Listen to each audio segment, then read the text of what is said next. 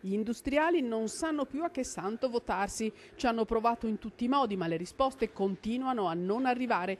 Anche i pagamenti della pubblica amministrazione non sono sufficienti. La situazione è drammatica ovunque, ci sono morti, aziende che continuano a chiudere, famiglie in estrema difficoltà. La situazione del paese è senza governance, è senza un faro. Ed è una situazione, io direi, incredibile per usare un termine semplice, breve.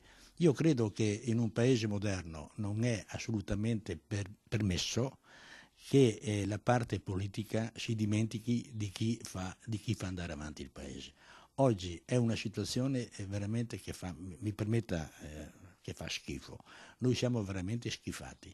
Oggi si chiacchiera, sono quasi 2 mesi che siamo andati a votare e non abbiamo un barlume di idea di che cosa succederà. Non è ammissibile. C'è stato un vertice fra le confederazioni del Veneto, una sorta di ultima chiamata a chi continua a non sentire. La politica si deve rendere conto che questa mancanza di risposta la pagheranno. Il rapporto sull'economia della Fondazione Nord-Est dice che l'export ci salva, sarà, ma non basta. Non c'è solo l'export ci salva, a parte il fatto che c'è un calo anche in tutti quanti i mercati mondiali.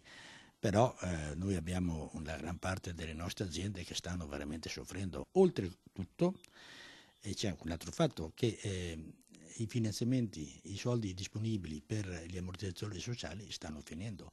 Ora un paese non può fondare la sua economia sugli ammortizzatori sociali, un paese deve far ripartire le aziende.